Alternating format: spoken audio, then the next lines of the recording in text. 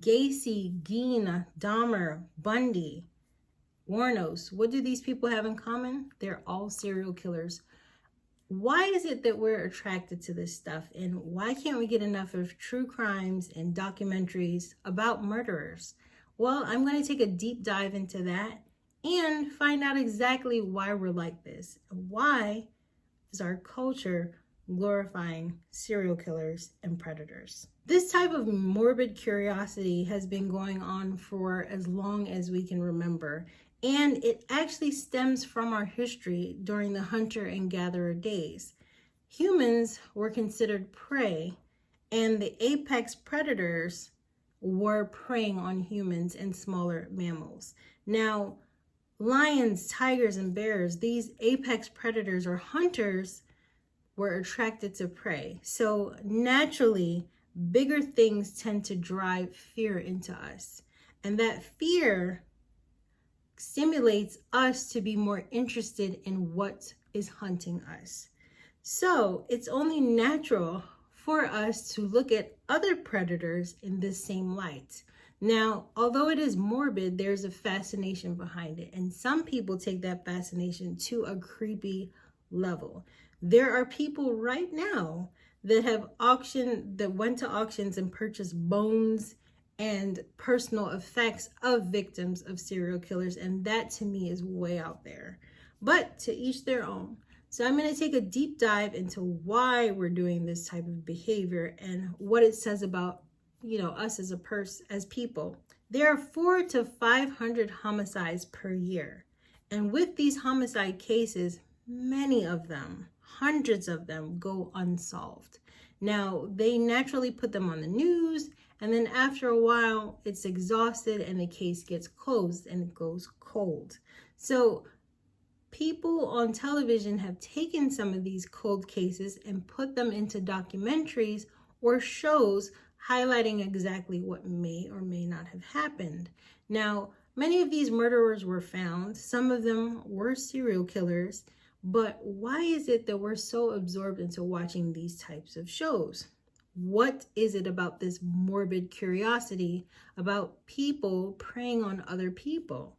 Now, as we're processing this and absorbing all of this, many of us tend to focus on the predator or the murderer versus the victim and their families.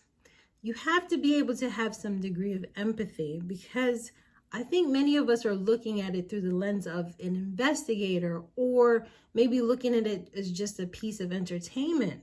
But we have to realize that beyond the screen, there are actually people who have been affected by this. And it's only natural for us to be attracted to this type of thing, because if we look back at our history, when people were hunters and gatherers, there was the apex predator and there was the prey. So looking at a predator like lions, tigers, and bears, and looking at a human, which falls under the prey list or smaller mammals, we see that the stronger creature will dominate the smaller creature. The glorification of dangerous individuals is not healthy.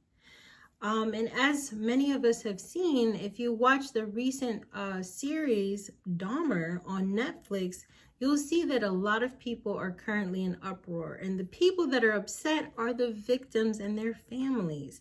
Now, we have to understand that people actually expired here. They were unalived by a serial killer. So why is it that we have this connection to the actual person who committed the crime versus having that connection with the victims? We have to understand and put ourselves in their shoes. They have gone through a traumatic event. So their trauma is just as valid as the person who inflicted the trauma. There is a dark side of watching these true crime documentaries and these serial killer series. We can't separate fact and fiction. When we go down a rabbit hole, when we watch series about serial killers or true crime documentaries, we're taking all of this information in and we're not sifting it out correctly. A lot of it is sensationalized, meaning that some of it is trumped up so it can be entertaining and addictive. And the dark side of this is you can become obsessed with watching these type of shows. Taking all this information in can cause you to feel pretty bad about yourself. And it can cause you to want to either be afraid or consume more to satisfy that need. Those of us who enjoy true crime documentaries, we're so obsessed with simulating the events, meaning we put ourselves into the story and we try to solve it. So many of us, it's connecting pieces of a puzzle and putting it together to find out if we can figure out exactly what happened. Because in these series, they present a lot of evidence, and it's only natural for us to want to know exactly what happened to the person or the victim involved. So there are two sides to the coin. One is fear-mongering. It can cause many of us to not want to go out and socialize and do things because we're on the lookout for these crazy people who are predators. Or two, we become so fascinated with it that it drives us and it stirs up all kinds of emotions and trauma. So I want you to think about what type of trauma the families went through, because when they create shows and series like this, yes, it is informative and yes, it is a form of entertainment, but we have to remember that they're drumming up all of those traumas and reopening the traumas of those families of the victims. Now, Colton Scrivener, he writes for Psychology Today, and Mr. Scrivener came up with a test, and this test is so awesome because you can test yourself to see exactly how morbid you are. I took the test and I'll be sharing those scores with you soon. It's a morbid curiosity exam, and the questions are so to the point, and all you have to do is put, agree or disagree, strongly disagree, and answer the questions truthfully, and you'll get scored at the very end.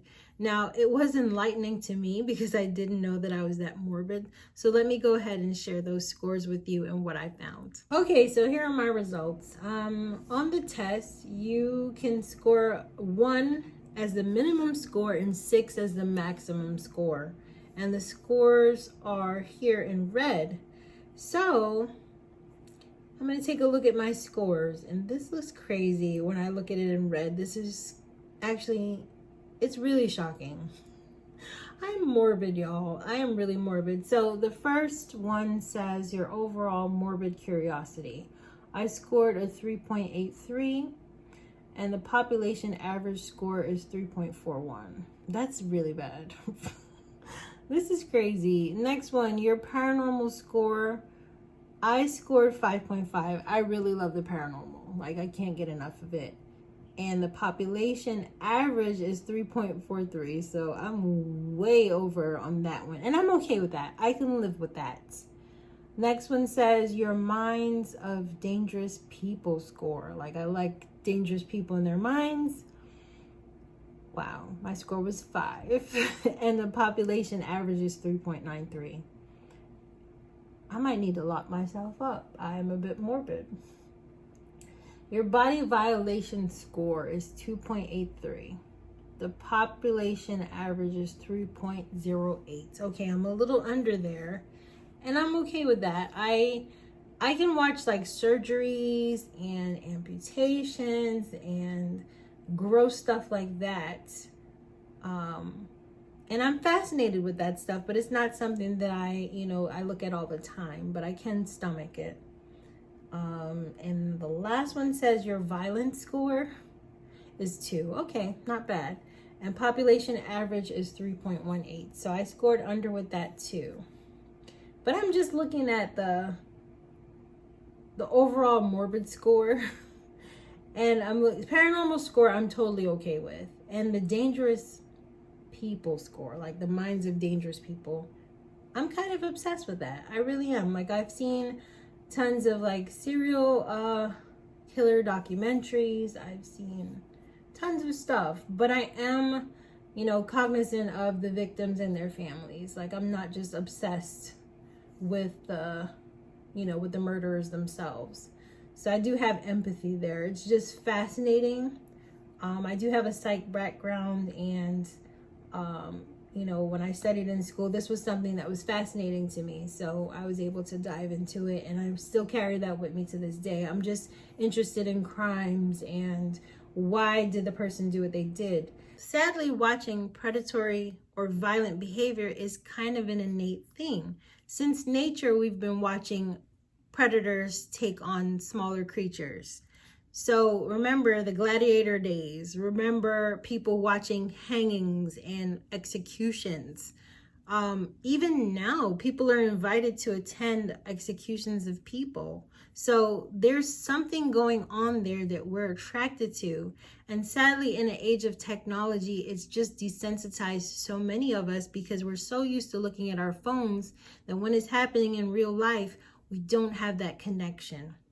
And that's a part of it too. So when you're watching these type of shows, watch for the content.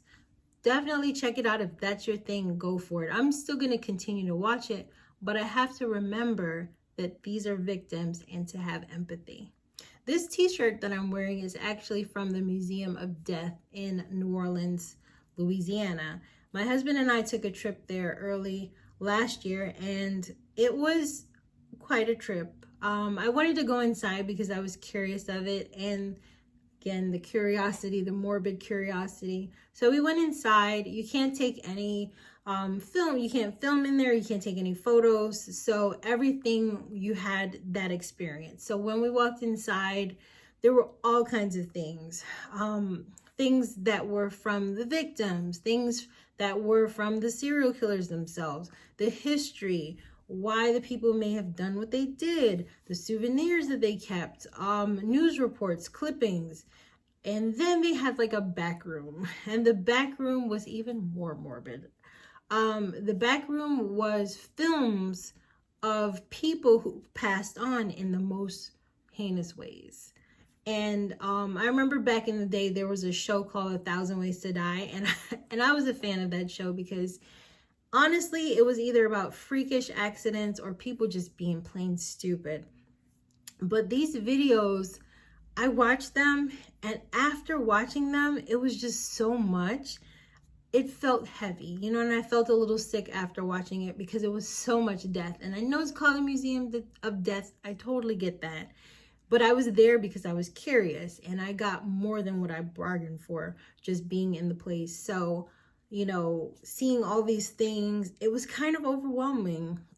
First, it was interesting, and then it was a little sickening, and then it kind of got overwhelming because it was so much stuff. And for some of these people to die in such horrible ways, it's just like you feel sorry for them, and you're like, wow, this really went on record. This stuff really happened.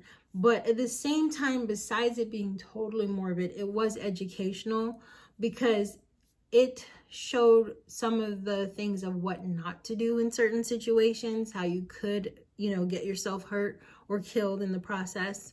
So they had everything there from voodoo. That's why I got one of these shirts. They had everything from voodoo, curses, to accidents, different types of deaths.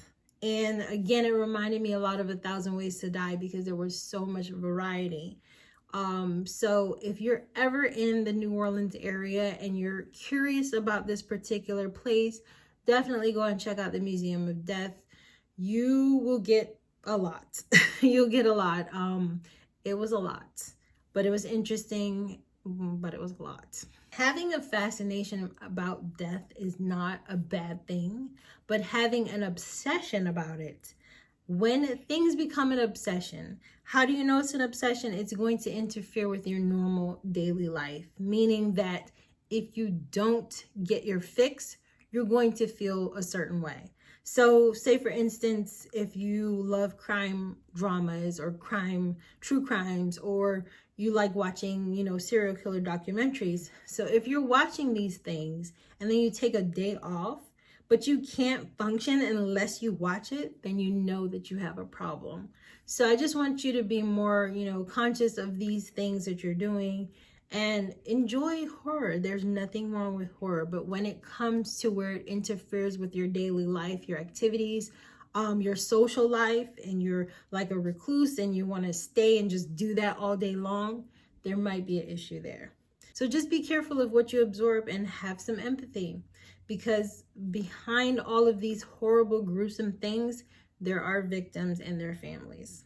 So I took the Morbid Curiosity Test by Colton Scrivener, and it was really interesting to see how I scored. And I also found out and learned a little bit about myself and what I like. Now, if you're interested in taking the test for yourself and seeing exactly how morbid you are, please click the link in the description below. And if you'd like to share your scores with me and let me know what you got, are you as morbid